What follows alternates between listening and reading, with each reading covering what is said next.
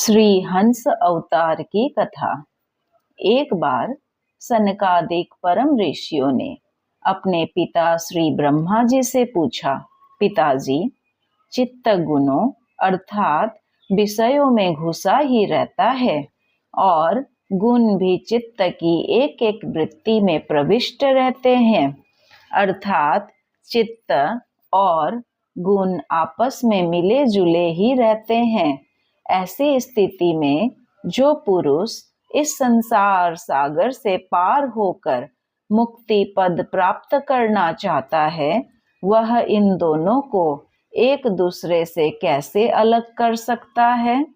यद्यपि ब्रह्मा जी देव शिरोमणि स्वयंभू और सब प्राणियों के जन्मदाता है, तो भी कर्म प्रवण बुद्धि होने से इस प्रश्न का समुचित समाधान न कर सके। अतः इस प्रश्न का उत्तर देने के लिए उन्होंने भक्ति भाव से भगवान का चिंतन किया।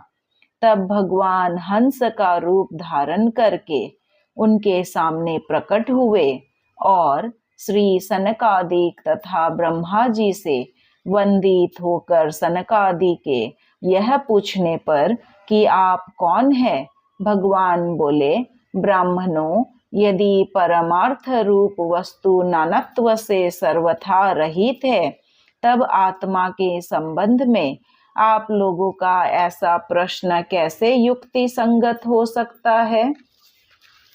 देवता, मनुष्य, पशु, पक्षी आदि सभी शरीर पंचभूतात्मक होने के कारण अभिन्न है और परमार्थ से भी अभिन्न है। ऐसी स्थिति में आप कौन है, आप लोगों का यह प्रश्न ही केवल वाणी का व्यवहार है, विचार पूर्वक नहीं है, अतः निरर्थक है। मन से, वाणी से, दृष्टि से तथा अन्य इंद्रियों से जो कुछ भी ग्रहण किया जाता है, वह सब मैं ही हूँ, मुझसे भिन्न और कुछ नहीं है। यह सिद्धांत आप लोग तत्व विचार के द्वारा समझ लीजिए। पुत्रों, यह चित्त चिंतन करते करते विषयकार हो जाता है और विषय चित्त में प्रविष्ट हो जाता है। यह बात सत्य है, तथापि विषय और चित्त ये दोनों ही मेरे स्वरूपभूत जीव के देह है, उपाधि है, अर्थात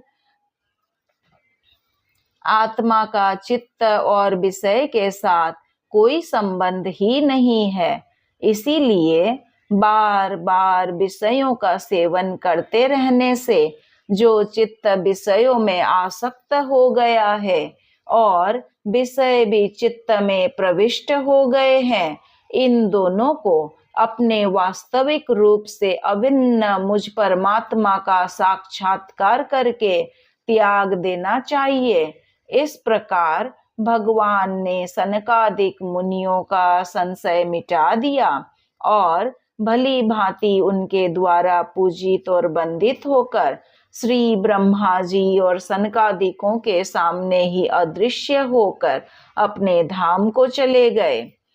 श्री हंस अवतार की कथा यहाँ संपूर्ण हुई। अब आगे की कथा में हम सुनेंगे मनवंतरावतारों की कथा।